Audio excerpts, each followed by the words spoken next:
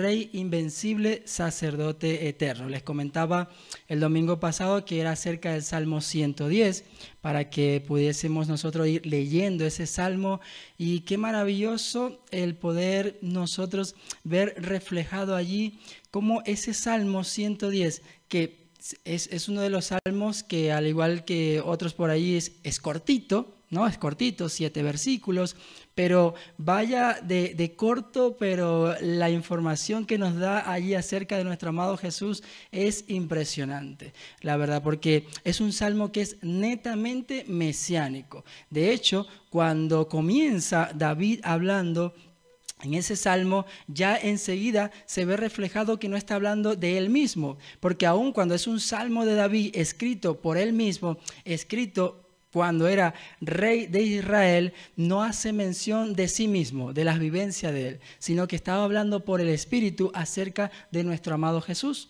Y nos vamos a dar cuenta por qué sacamos esa conclusión. Y es que Jesús en Mateo dice que David, por el Espíritu, estaba hablando de él mismo.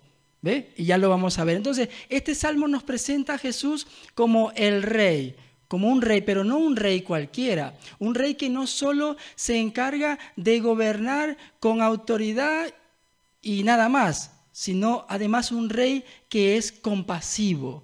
Un rey que intercede por su pueblo. Nos muestra este salmo. Pero también nos habla de un sacerdote, el sumo sacerdote, Jesús. Pero también nos habla en este salmo acerca de un juez que juzga al mundo, a las naciones, las juzgará con equidad, con justicia. Y lo vamos a ver.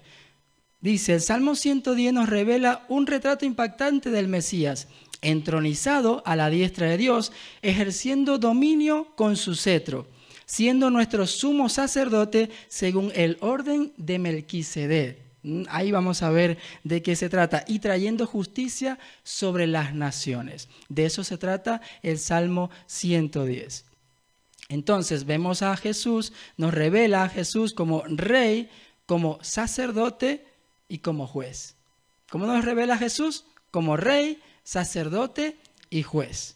Vamos a ver por qué habla del sumo sacerdote. Entonces, aquellos que se hacen llamar en este mundo sacerdote o sumo sacerdote, entonces, ¿qué pasa allí con esto de sacerdote? Bueno, lo vamos a descubrir en este Salmo 110. Y lo vamos a leer desde el versículo 1 al versículo 7. Así dijo el Señor a mi Señor. Comienza este Salmo. Siéntate a mi derecha hasta que ponga a tus enemigos por estrado de tus pies. Que el Señor extienda desde Sión el poder de tu cetro. Domina tú en medio de tus enemigos.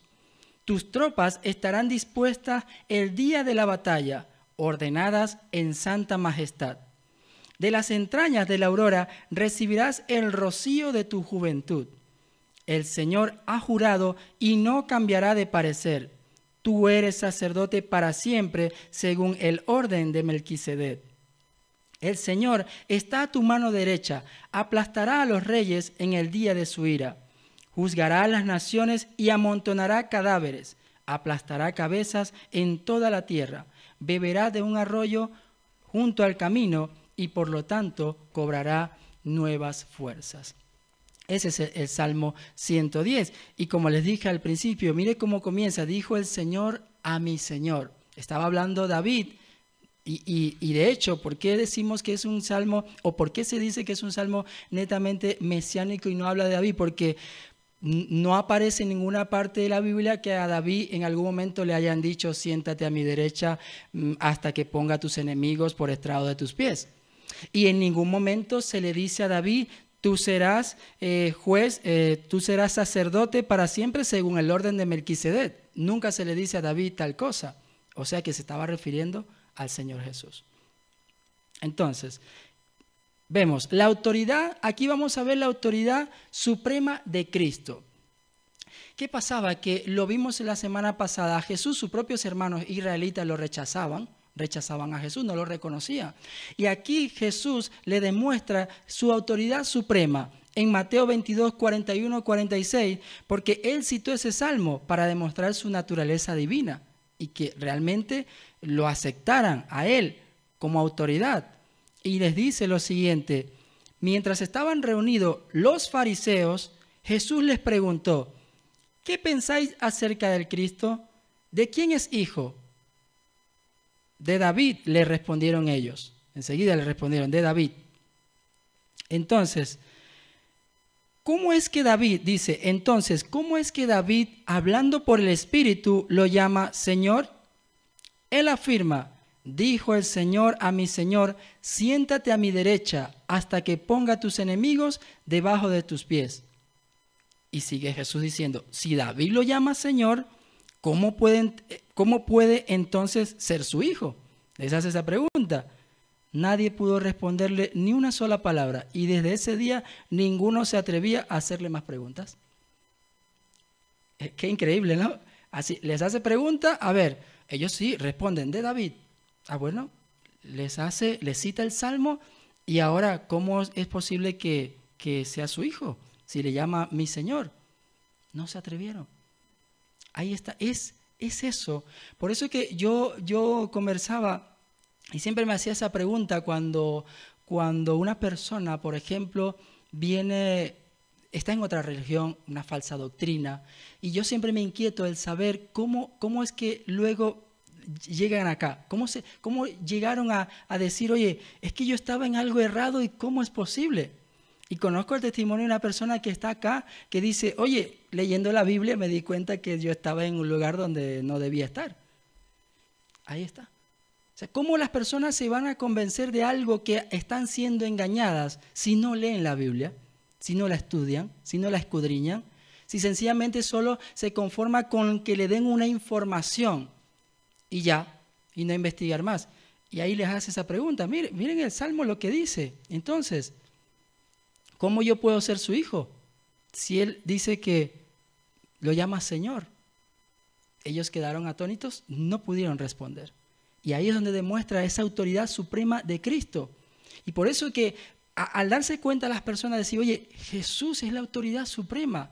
Entonces yo estoy en este sitio donde veo a Jesús como una persona más, en otras religiones un profeta más, alguien que hizo algo bueno por la humanidad. No, es autoridad suprema Jesús. Es el único camino al Padre, Jesús. No hay manera de llegar al Padre si no es por medio de Jesús. No hay otra. Ni por buenas obras, ni por otras personas, por ninguna rama. Es solamente por medio de Jesús. Ahí, mira cómo Jesús le demuestra su autoridad suprema. Pero además, Pedro lo usó en su sermón en Pentecostés para probar que Cristo es Señor y Mesías. En Hechos 2, 34 al 36. Y cuando leemos Hechos 2, la venida del Espíritu Santo, impresionante cuando Pedro comienza su discurso. Y les habla a ellos de tal forma. Mire acá. David no subió al cielo, dice Pedro, y sin embargo declaró: dijo el Señor a mi Señor, siéntate a mi derecha hasta que ponga a tus enemigos por estrado de tus pies. Por tanto, le dice a todos los que estaban escuchando: sepa bien todo Israel que a este Jesús, a quien vosotros crucificasteis, Dios lo ha hecho Señor y Mesías. ¿Y qué dice más adelante cuando ellos escucharon eso? Se conmovieron de tal forma, dijeron: ¿qué hemos hecho nosotros? Que le dijeron: ¿y qué debemos hacer? Bueno, arrepiéntanse. Le dice: arrepentíos y bautícense, les dice Pedro. Porque ellos ahí reconociendo, cuando Pedro les está hablando, les está predicando allí, dijeron: pero ¿qué hemos hecho con Jesús que estaba con nosotros acá? Lo hemos rechazado. ¿Qué hemos hecho con él? Esa es la autoridad, Pedro le dice. Jesús es la autoridad. Tienen que reconocerlo. Así que arrepiéntanse de sus pecados. Arrepentíos, les dice. Y de nuestra parte está lo mismo, hablarle a otras personas acerca de Jesús. De que reconozcan quién es Jesús y no una persona más o alguien que hizo algo bueno. Nada más. Luego, Jesús no es un rey terrenal, sino el rey celestial exaltado a la diestra de Dios. No es un rey más que pasó. Muchos reyes gobernaron Israel, sigue existiendo en algunos países monarquía, pero no es un rey más. Es un rey celestial. Para siempre. Pido también que os sean iluminados, dice Efesios 1, 18, 22. Pido también que os sean iluminados los ojos del corazón, para que sepáis a qué esperanza Él os ha llamado. ¿Cuál es la riqueza de su gloriosa herencia entre los santos? Y cuán incomparable es la grandeza de su poder. ¿A favor de quién? De los que creemos. Ese poder es la fuerza grandiosa y eficaz que Dios ejerció en Cristo cuando lo resucitó de entre los muertos y lo sentó a su derecha en las regiones celestiales, muy por encima de todo gobierno y autoridad, poder y dominio, y de cualquier otro nombre que se invoque, no solo en este mundo, sino también en el venidero. Dios sometió todas las cosas al dominio de Cristo y lo dio como cabeza de todo a la iglesia. Ese es Jesús. Y su reinado no es temporal, sino eterno. Y sus enemigos serán sometidos a su dominio final. Filipenses 2, 9 y 11. Por eso Dios lo exaltó hasta lo sumo y le otorgó el nombre que está sobre todo nombre, para que ante el nombre de Jesús se doble toda rodilla en el cielo y en la tierra y debajo de la tierra, y toda lengua confiese que Jesucristo es el Señor, para gloria de Dios Padre. Todo esto es para que no quede en duda que Él es el Rey, que Él es el que tiene el dominio y que nada podrá contra Él. Rey victorioso, un Rey invencible. Ese es nuestro amado Dios y está en nuestras vidas. Le tenemos a Él en nuestras vidas. Ahora le dice que el Señor extienda desde Sión el poder de tu cetro. Domina tú en medio de tus enemigos. El cetro, lo que ven ahí, esa imagen, es un sinónimo de autoridad.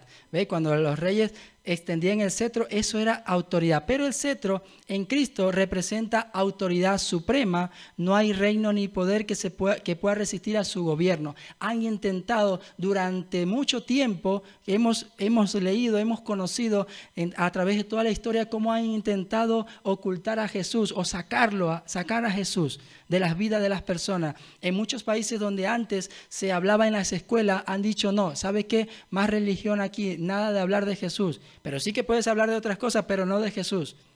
Pero es que nada va a poder contra eso. Nada. Si por aquí, cuando le decían, dile a tus discípulos que si callen, entonces las piedras hablarán. Así que si alguno por allí quieren acallar unas voces, hay otros diciendo Jesús. Jesús es el que gobierna por siempre. Jesús es el Señor. Jesús, Jesús. Gente proclamando al Señor Jesús. Y estamos nosotros con esa bendición que aún no se nos mete preso por profesar nuestra fe. Tenemos esa oportunidad aún nosotros de proclamar la grandeza de nuestro amado Jesús. Justicia perfecta, quiere decir el cetro. Jesús juzga con equidad, sin corrupción ni parcialidad. Ese es nuestro amado Jesús. Y tiene victoria sobre sus enemigos. Su reinado es imparable y traerá la justicia final. Ese es nuestro amado Jesús. Su reino es extendido a través de su pueblo, que es llamado a ser parte de su ejército de santos. ¿A través de quién se va a extender ese reino? A través de ti y de mí. Porque dice en 1 Pedro 2:9 que somos linaje escogido, real sacerdote, pueblo adquirido por Dios, nación santa, para anunciar las obras maravillosas de aquel que nos llamó de las tinieblas a su luz admirable. Somos cada uno de nosotros. Ahora vemos el Salmo, ya vimos en la parte como lo muestra como rey, ahora habla del sacerdote eterno según el orden de Melquisedec. Dice, el Señor ha jurado y no cambiará de parecer. Tú eres sacerdote para siempre según el orden de Melquisedec. ¿Quién lo ha hecho? El Señor. Dice, el Señor ha jurado y no cambiará de parecer. No según juramento humano es sacerdote, sino según juramento divino. No cambiará de parecer, tú eres sacerdote para siempre según el orden de Melquisedec. Vamos a ver la conexión entre Cristo y Melquisedec. Melquisedec, sabemos, es una figura única en la Biblia. Cuando comenzamos a leer la Biblia en Génesis apareció por allí. Melquisedec, al encuentro, cuando se encontró Abraham con él, dice, aparece en Génesis 14, 18, 20 como rey de Salem y sacerdote del Dios Altísimo. O sea, rey y sacerdote. Ahí está, Melquisedec. El nombre Melquisedec significa, en primer lugar, rey de justicia. Y además, rey de Salem, esto es rey de paz. Eso lo encontramos en Hebreos 7:2. El libro de los Hebreos, les animo para que puedan leer el capítulo 7, cómo da que eso da la claridad excepcional sobre lo que es eso, el sacerdocio de Melquisedec y la relación entre Cristo y Melquisedec. Desde el versículo 1 hasta el 28 en Hebreos 7. Les invito a que lo puedan leer una y otra vez porque es grandioso cómo ahí explica toda esa relación. Abraham le da diezmo, lo que muestra su gran autoridad. No tiene genealogía registrada, Melquisedec, lo que simboliza un sacerdocio sin principio ni fin. Es decir, ahí habla, ¿por qué no le dice allí, eres sacerdote según el orden de los levitas o según el orden de Aarón? ¿Por qué? Porque sencillamente ese era un orden, los levitas sencillamente dejaron, era un sacerdocio que en tiempo determinado iba a dejar de ser. Ahí está. Se acabó el sacerdocio de los levitas y ya no más. Pero según el orden de Melquisedec, porque era para siempre. Por eso le dice según ese orden. Fíjate, Cristo es un sacerdote no como Melquisedec, como Melquisedec y no como Aarón. Los sacerdotes de Israel venían de la tribu de Leví y la familia de Aarón. Jesús no es levita, sino de la tribu de Judá. Lo vemos en Hebreos 7:14. ¿Ven la diferencia, no? Por eso le dice según el orden de Melquisedec y no según el orden de Aarón o de la tribu de Leví. Su sacerdocio es eterno y basado en el juramento de Dios. Por eso al inicio dice, el Señor ha jurado y no cambiará de parecer. Entonces no ha sido bajo un juramento humano, no en linaje humano, ¿viste? Ahora la conexión entre Cristo y Melquisedec, rey y sacerdote al mismo tiempo, como lo dije al principio. Jesús, rey de reyes, nuestro sumo sacerdote. En Hebreos 4, 14 y 16 dice lo siguiente: por lo tanto, ya que en Jesús, el Hijo de Dios, tenemos un gran sumo sacerdote que ha atravesado los cielos, aferrémonos a la fe que profesamos, porque no tenemos un sumo sacerdote incapaz de compadecerse de nuestras debilidades, sino uno que ha sido tentado en todo de la misma manera que nosotros, aunque sin pecados. Así que acerquémonos confiadamente al trono de la gracia para recibir misericordia y hallar la gracia que nos ayude en el momento que más la necesitemos. Nos acercamos a Jesús que intercede por nosotros. Ya Él hizo el sacrificio entregándose a sí mismo una vez por todas. Ya es un sacerdote que no tiene que hacer expiación por sus propios pecados y por los pecados de todos nosotros. Ya no, ya se entregó una vez por todas. Y nos acercamos a Jesús, el único mediador entre nosotros y nuestro Dios, Jesús. Es nuestro sumo sacerdote. Él sí es el sumo sacerdote, Jesús. No hay otro. No hay otro en la tierra en el cual diga, no, es que a través de él que vamos a llegar a Dios. No, es Jesús, nuestro sumo sacerdote. Y lo estableció así el Señor para que no quedaran dudas y se diera a conocer que Jesús es un sacerdote eterno, que no va a ser temporal, que es algo que permanece para siempre. Y a ese Jesús le tenemos nosotros. Nos acercamos a Él cada día de nuestras vidas y enseñamos a otras personas a que se acerquen a Jesús, a que confíen en ese sacerdocio de Jesús, que es quien perdona pecados y el que nos ayuda a que por medio de Él nos acerquemos al Padre.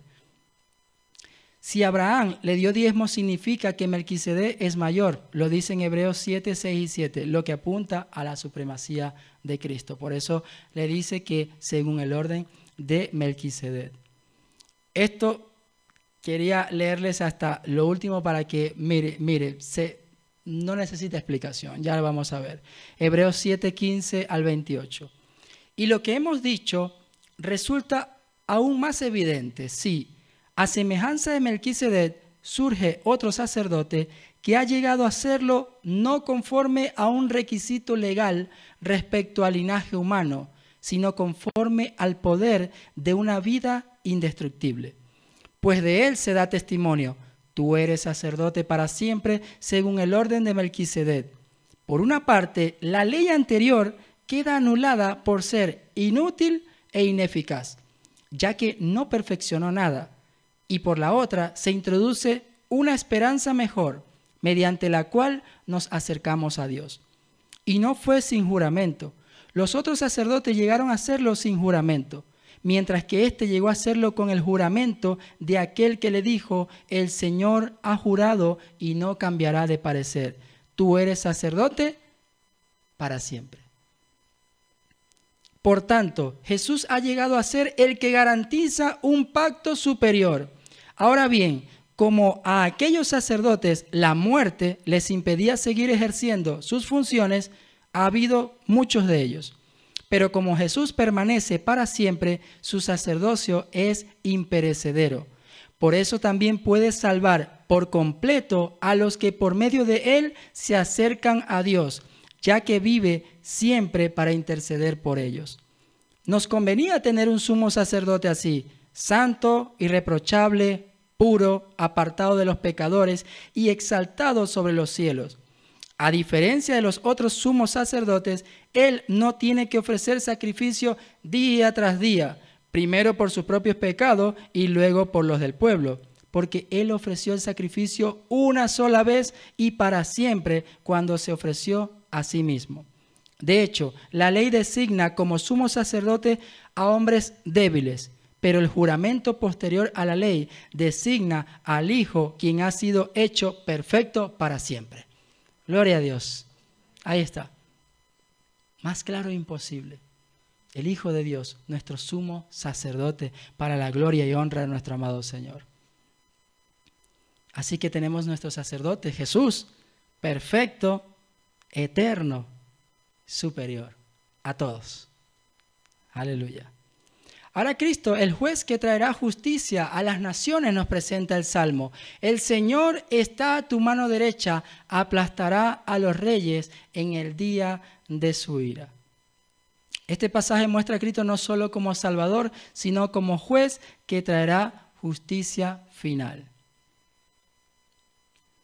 Dice en Apocalipsis 19, 11 y 16, luego vi el cielo abierto y apareció un caballo blanco. Su jinete se llama Fiel y Verdadero. Con justicia dicta sentencia y hace la guerra. Sus ojos resplandecen como llamas de fuego y muchas diademas ciñen su cabeza. Lleva escrito un nombre que nadie conoce sino solo él. Está vestido de un manto teñido en sangre y su nombre es el Verbo de Dios. Le siguen los ejércitos del cielo, montados en caballos blancos y vestidos de lino fino, blanco y limpio. De su boca sale una espada afilada con la que herirá a las naciones. Las gobernará con puño de hierro. Él mismo exprime uvas en el lagar del furor del castigo que viene de Dios Todopoderoso. En su manto y sobre el muslo lleva escrito este nombre: Rey de Reyes y Señor de Señores. Traerá justicia.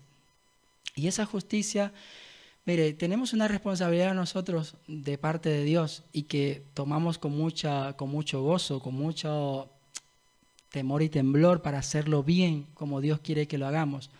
Y es poder hablarle a esas personas que aún no conocen de Jesús, o aún hay personas que lo rechazan y dicen, ¿sabe que yo no creo? Y me pasó algo interesante que aún le pido al Señor que me ayude a poder hablar con esa persona, porque si bien es cierto, hay personas que por alguna u otra razón, algunos más fuertes, otras quizás no tanto, que en algún momento de la vida dice, ¿sabe que yo no creo en nada de eso? Y me di cuenta porque una persona estaba conversando y alguien estaban conversando ahí, estábamos los tres, pero ellos dos conversaban y dicen, bueno, a esa persona le fue mal porque, bueno, por el karma, dice. Y el otro dice, ¿qué karma de nada? Yo no creo en nada de eso, además yo no creo en nada.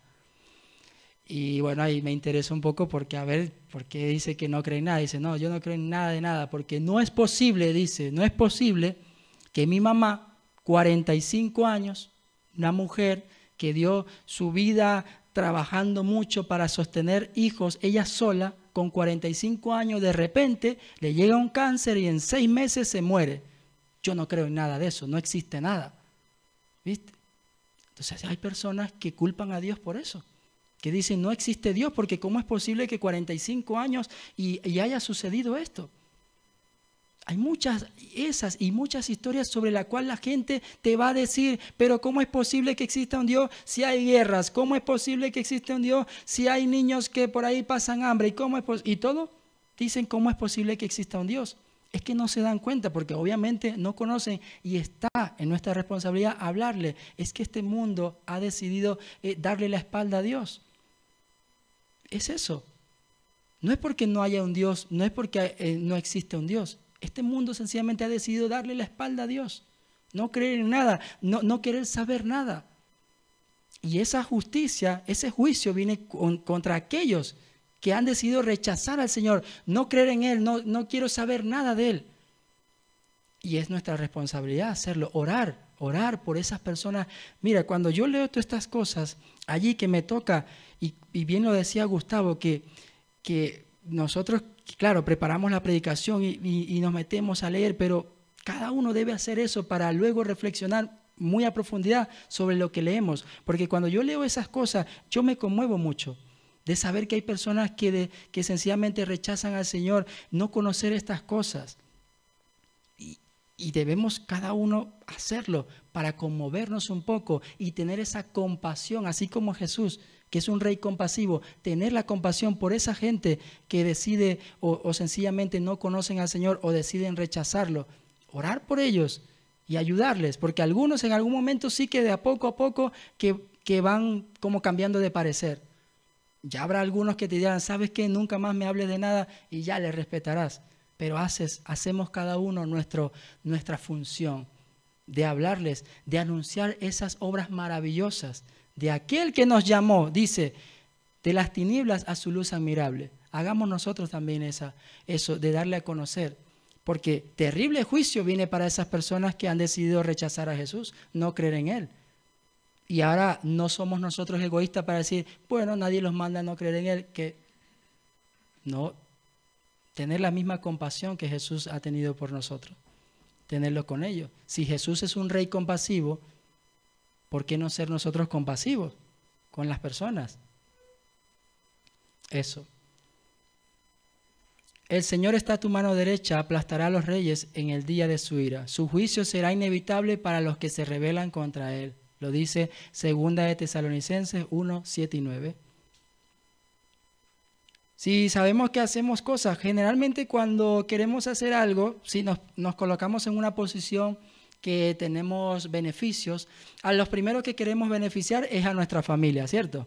Nuestra familia, oye, que tengan ese beneficio de lo que nosotros estamos gozando, por ejemplo. O en el trabajo te dicen, bueno, este beneficio es para ti, para tus hijos, para tus familiares, dale ese beneficio. Bien, de igual manera nosotros este beneficio de saber, oye, este juicio vendrá para los que se rebelan contra Él.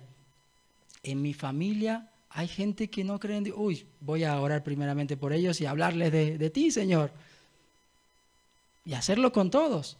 Voy a hacerlo, Señor. Mira, yo tengo 4 hermanos y 3 no nada que ver con el Señor. 2, sí, mi hermana y yo.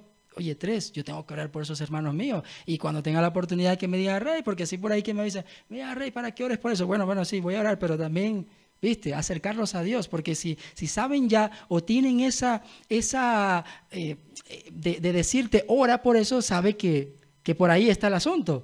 Entonces, sí, yo puedo orar, pero tú también puedes orar por eso.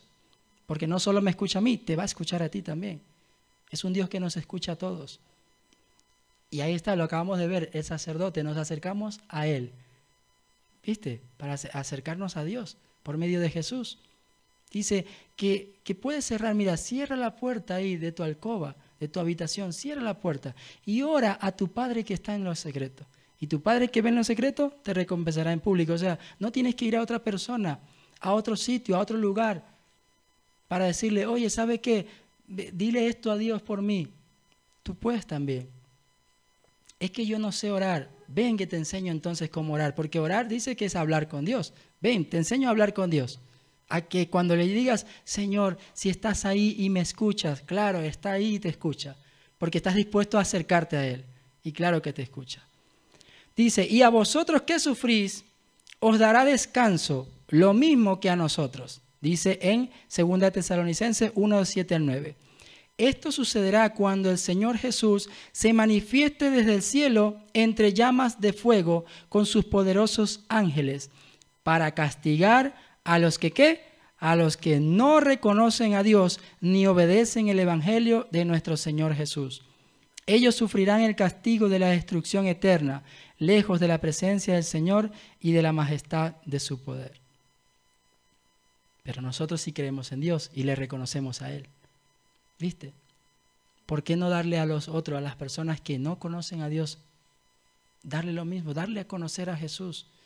Que crean en Jesús, que se acerquen a Él, que Él quiere, Él tiene los brazos abiertos para todas las personas. Ese Jesús misericordioso, compasivo con cada persona. Hay gente que te dice, es que yo no puedo acercarme a Él porque es que soy demasiado pecador. Oye, ya te estás acercando a Él por reconocer primero que eres demasiado pecador. Señor, soy pecador, lo reconozco, ven. Esa es una manera, la primera manera, reconocer que somos pecadores para acercarnos a Jesús. Así que ya has hecho bastante al decir, no me acerco porque soy pecador. No, sí, acércate, porque Él quiere perdonarte, Él quiere transformar tu vida. Entonces ya lo has reconocido. Peor es acercarte, Señor, Jesús, me acerco a ti, pero sabes que yo no tengo pecado. Me acerco, pero no sé. Primero reconocer que hemos pecado para poder acercarnos a Él. Y en su inmensa misericordia, Él nos recibe a todos. Y poder hablarle a esas personas que le comenté anteriormente que dicen, Dios no existe por esto y por aquello. Señor, primero dame sabiduría para poder entablar la conversación con esta persona. Y es uno de los vendedores que más tiene contacto conmigo y habla mucho y eso. Yo digo, qué bueno, por aquí ya esto me está gustando mucho. Porque para mí es un reto. Nunca le he podido hablar a alguien que diga no en nada, no creo en nada. Y eso nunca me ha pasado. Así que le estoy pidiendo al Señor que me dé mucha sabiduría para poder conducirme a Él. De hecho, pasó algo que Él habló algo que no tenía que hablar, y lo dice, y nada, estamos ahí, luego yo me voy para allá, y Él luego se acerca a donde está mí.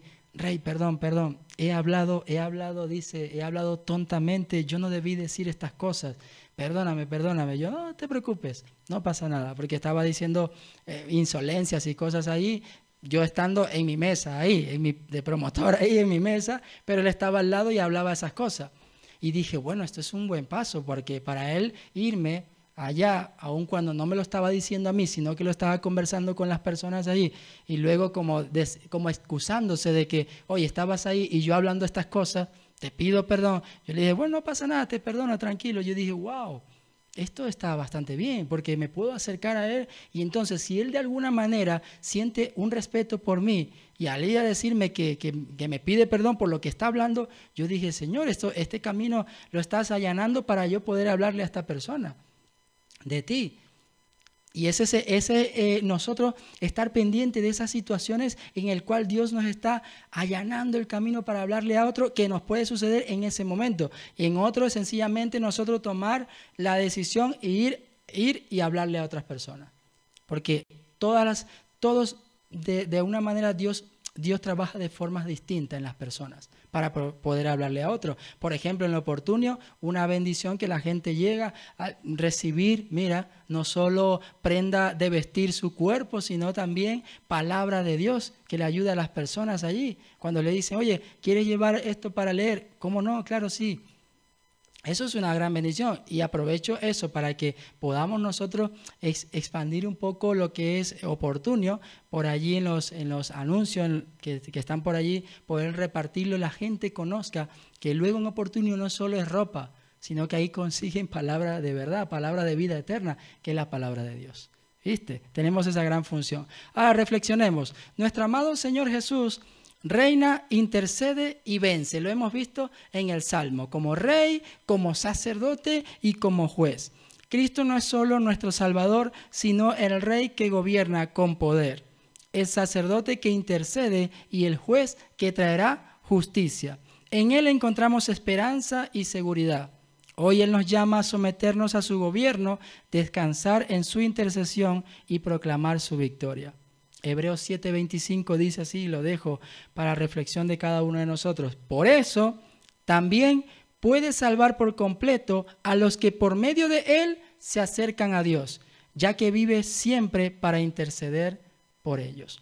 Quiero que leamos todos juntos a una sola voz ese pasaje bíblico. Hebreos 7:25 a la cuenta de 3. 1, 2 y 3. Por eso también puede salvar por completo a los que por medio de Él se acercan a Dios, ya que vive siempre para interceder por ellos. Gloria a Dios. Ese es nuestro amado Jesús, como Rey, sacerdote y juez que traerá justicia. Confiemos en Él, confiemos en su fidelidad, confiemos en sus promesas. Él es nuestro Dios y Él quiere siempre darnos lo mejor para nuestras vidas. Así estés pasando el peor momento de tu vida, Él tiene compasión. Él sabe porque Él sufrió lo mismo que cada uno de nosotros, pero solo que sin pecado. Pero Él sufrió.